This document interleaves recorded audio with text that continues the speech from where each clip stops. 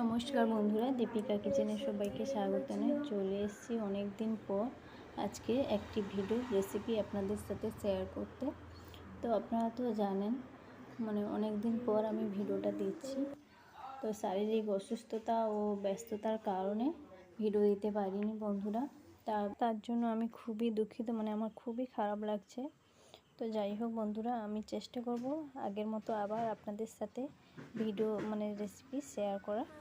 তো দেখুন বন্ধুরা, এখানে আমি আজকে বানিয়েছিলাম বাড়িতে ঘুগনি। আপনারা তো বাড়িতে ঘুগনি বানান, কিন্তু অনেকে আছে দোকানের ঘুগনিটা বেশি পছন্দ করে। বাস স্ট্যান্ডে বা স্টেশনের ধারে দেখবেন যেসব ঘুগনিগুলো হয় সেগুলো কিন্তু খুব অনেক টেস্টি হয়। তো দোকানের মতো ঘুগনি আপনারা বাড়িতেও বানিয়ে নিতে পারবেন এইভাবে। আমি এখানে মটরটাকে ভিজিয়ে রেখেছিলাম। এরপর মটরটাকে আমি সেদ্ধ বসিয়ে দেব। জল দিয়ে এক ঢাকনা লাগিয়ে দিলাম। প্রথমে আমি এখানে মটরটাকে 15 থেকে 20 মিনিট প্রথমে সেদ্ধ করে নেব। তারপর এর মধ্যে আলুটা দেব।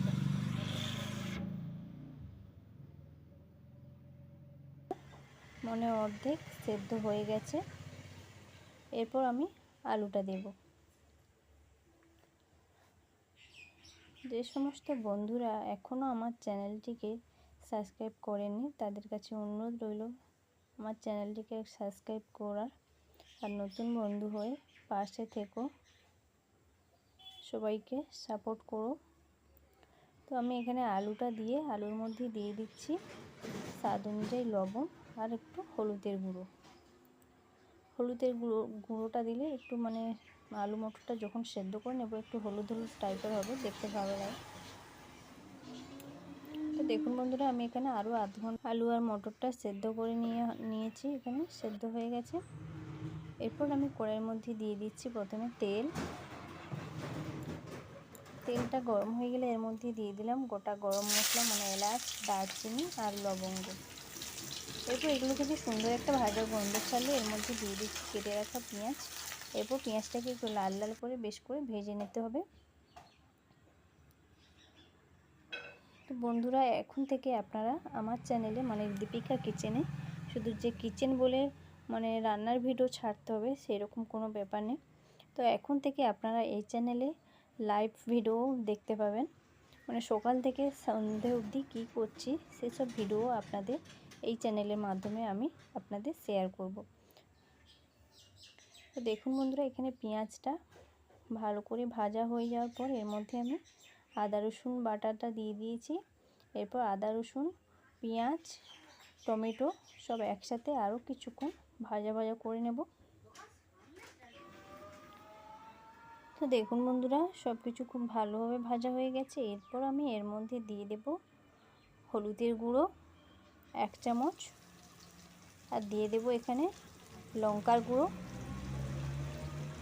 আপনারা এখানে লঙ্কাটা আপনাদের ঝাল বুঝে যে যেরকম ঝাল খেতে পছন্দ করেন সেরকমভাবে এখানে ব্যবহার করবেন লঙ্কাটা। তো হলুদের গুঁড়ো আর লঙ্কার গুঁড়ো দিয়ে মশলাটাকে বেশ কিছুক্ষণ কষে নেওয়ার পর আমি এর মধ্যে দিয়ে দিচ্ছি জলটা দিয়ে মশলাটাকে আরও কিছুক্ষণ খুব ভালো করে কষিয়ে নিতে হবে যতক্ষণ না মশলাটা থেকে তেল ছাড়ছে। তো দেখুন বন্ধুরা, মশলাটা থেকে কিন্তু খুব ভালোভাবে তেল ছেড়ে গেছে, দেখতেই পাচ্ছেন। মশলাটাকে খুব ভালোভাবে কষিয়ে নিতে হবে।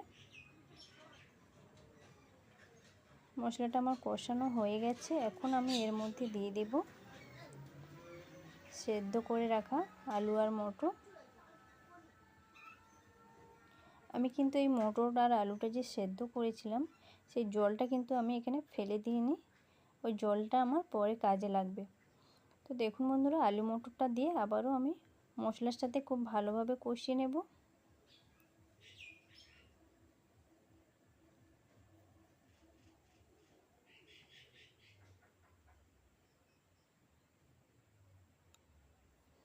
আলু আর মটর এখানে ভালোভাবে কষিয়ে নিতে হবে। আর কষানো হয়ে গেলে আমি যে মটরের জলটা রেখেছিলাম সেই জলটা আমি এখন এর মধ্যে দিয়ে দেব।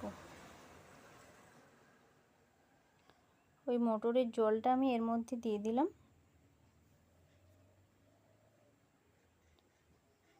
এরপর ওই জলটা দিয়ে আমি রান্নাটাকে ফুটিয়ে নেব। যেহেতু আলু মটরটা সেদ্ধ আছে তার জন্য এখানে মানে খুব বেশি জল লাগবে না। তো আমি এখানে জাস্ট হালকা মানে 5 থেকে 6 মিনিট রান্নাটাকে ফুটিয়ে নেব।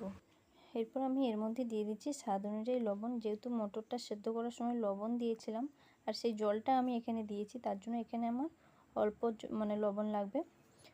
তো রান্নাটা ফুটে এসে যাওয়ার পর আমি ওপর দিয়ে দিলাম 2টো কাঁচা লঙ্কা চিড়ে মাঝখান থেকে, আর দিয়ে দিলাম ধনেপাতা কুচি,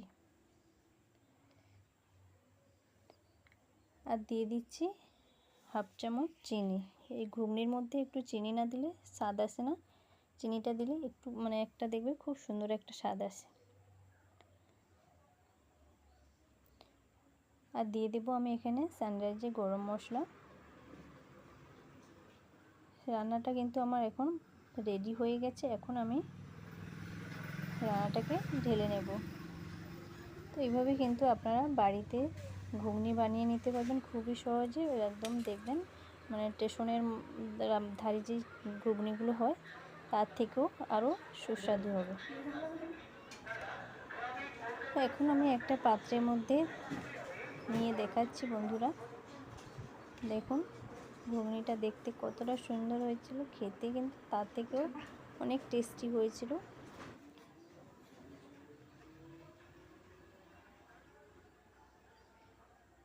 তো দেখুন বন্ধুরা,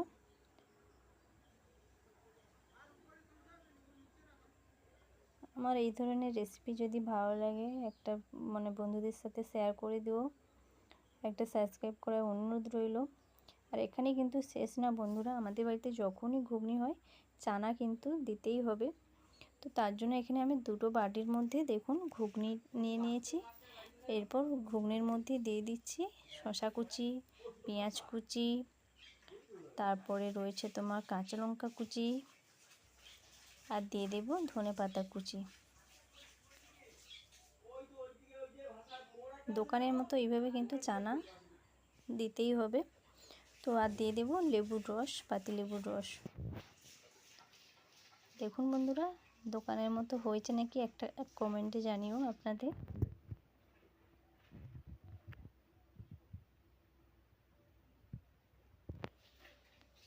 তো আমার এই ভিডিওর মাধ্যমে যদি ভুলভাল কিছু বলে থাকি ক্ষমা করে দিও। আর চ্যানেলটিকে অবশ্যই একটা সাবস্ক্রাইব করে নতুন বন্ধু হয়ে পাশে থেকো।